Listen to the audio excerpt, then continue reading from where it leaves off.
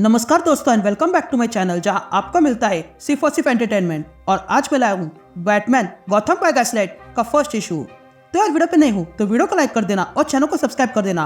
और साथ ही मेरे चैनल पर ज्वाइन बटन स्टार्ट हो गया है तो आप वहां से भी ज्वाइन कर सकते हो। और उसी के साथ अब आप मुझसे व्हाट्सएप पर भी जुड़ सकते हो जिसका लिंक मैं आपको डिस्क्रिप्शन में दे दूंगा। तो गाइस इस नाम की मूवी बन चुकी है, हालांकि मैंने देखी नहीं है लेकिन सुना है कि बहुत अच्छी है। तो अगर आपने वो मूवी देखी है तो कमेंट्स में बता देना। एनीवेज ये कहानी डीसी के एल्सवर्ल्ड में सेट है, यानी कि इसका मेन टाइमलाइन से कोई कनेक्शन नहीं है। तो बिना किसी देरी के लेट्स बिगिन।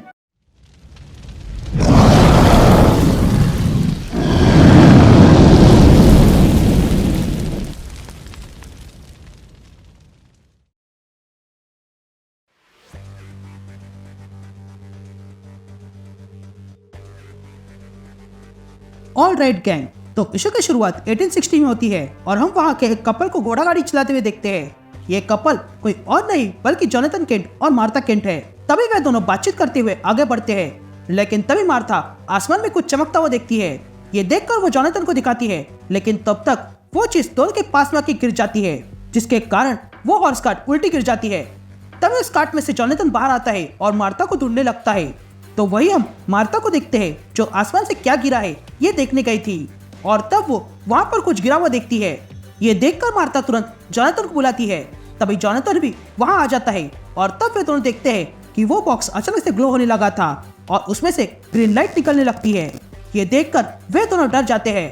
अब कहानी 1893 में जाती है और हम उस समय का गौथम देखते हैं, जहाँ पर हम एक औरत को देखते हैं जो तैयारी करके किसी पार्टी में जाने के लिए निकली थी।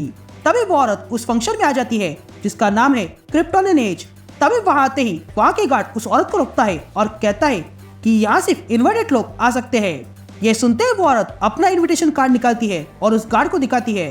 तभी हमें पता चलता है कि ये औरत कोई और नहीं बल्कि सेलिना काइल है, और यहाँ हमें ये पता चलता है कि ये विडो है। तभी सेलिना काइल को वहां देखकर बाकी के लोग दुख जताने लगते हैं। ये देखकर सेलिना काइल एक रूम में जाती है और उस रूम को लॉक करती है और फिर तुरंत विंडो पे जाती है और अपनी दोस्त हॉली को अंदर लाती है। अब हॉली के अंदर आने के बाद सेलिना तुरंत अपने कपड़े बदलती है और चोरी करने के लिए निकलती है। तो वही हॉली उस कमरे में लोगों को भटकाने के लिए खुद सेलिना बन के बैठ जाती है। यहाँ हम सेलिना को देखते हैं जो एक जगह पर चोरी करने आई थी और वो वहाँ से एक चमकती हुई ग्रीन रिंग चोरी करती है और वहाँ से चोरी छुपे बाहर निकल आती है। लेकिन उसे पता नहीं था कि उसे चोरी करते हुए कोई देख रहा था, और वो कोई और नहीं बल्कि बैटमैन था। यहाँ हम उन लोगों को देखते हैं जिन्होंने सेलिना को ये चोरी करने को कहा था। तभी उनमें से एक दूसरे से कहता है कि इस सेलिना ने लगता है हमें धोखा दिया है, जिस पर दूसरा आदमी पहले से कहता है शांत हो जाओ, ये सेलिना अवश्य आएगी और अगर उसने धोखा दिया तो वो जानती है कि नतीजा क्या होगा। लेकिन तभी उनके पीछे से सेलिना आती है और इन दोनों से कहती है कि ये जगह तुम लोगों के लिए अच्छी नहीं है।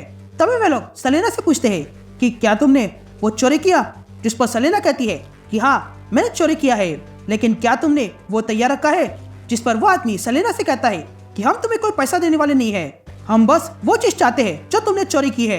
लेकिन तभी दूसरा आदमी इस पहले वाले को रोकता है और सेलिना से कहता है कि मुझे यहाँ पर खून खराबा नहीं चाहिए, ये रहे तुम्हारे डायमंड्स और जो हमें चाहिए वो हमें दे दो। ये कहते हुए वो आदमी पास की कैन पर डायमंड्स रखता है। तभी डायमंड्स को देखकर सेलिना उन लोगों को ग्रीन रिंग देती है। तभी वे लोग ग्रीन रिंग निकालते हैं और देखने लगते हैं जो बहुत ही ग्लो हो रही थी। तभी देखकर सेलिना उन लोगों से कहती है कि मैं जानती हूँ कि तुम लोगों को इस रिंग में कोई इंटरेस्ट नहीं है, ये डायमंड्स ले लो और उस आदमी का नाम बता दो जिसने तुम्हें यहाँ पर भेजा। जिस पर वो आदमी कहता है कि हम पार्टी का नाम नहीं बताएंगे।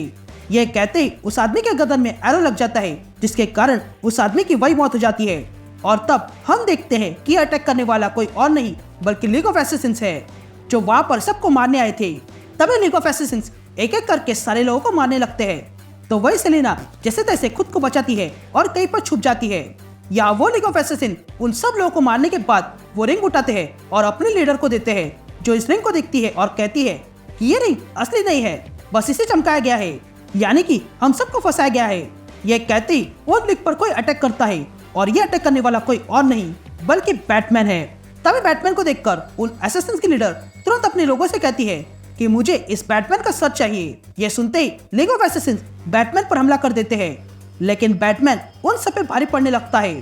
तभी एक एसेसिन पीछे से आता है बैटमैन को मारने के लिए, लेकिन तभी उसे सेलिना रोकती है, जिसके कारण बैटमैन उस एसेसिन को बेहोश कर देता है। तभी देखकर सेलिना बैटमैन से कहती है थैंक यू बोलने की जरूरत नहीं है। जिस पर बैटमैन सेलिना को देखता है और फिर उन एसेसिन के पीछे चला जाता है। या वो एसेसिन वहां से बाहर निकलते हैं और पास की आ रही ट्रेन पर कूद जाते हैं।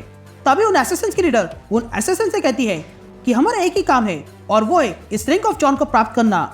लेकिन तभी वे सारे एसेसिन देखते हैं कि उनके पीछे बैटमैन भी अब उस ट्रेन पर आ चुका है। ये देखकर वे सारे एसेसिन बैटमैन पर टूट पड़ते हैं। लेकिन तभी बैटमैन उन सबको मार गिराता है और ऐसा करने में वो बहुत ही घायल हो चुका था। और तब उन एसेसिन की लीडर बैटमैन के सामने आती है और बैटमैन से कहती है कि तुमने हमें कड़ी टक्कर दी, लेकिन तुम्हें ये बात जान लेनी चाहिए कि लीग ऑफ एसेसिन्स के सामने कोई खड़ा नहीं रहता है जिसमें तुम भी शामिल हो।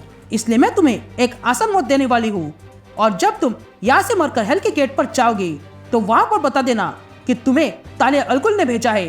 And that's it. ये इश्यू यह कंटिन्यू होता है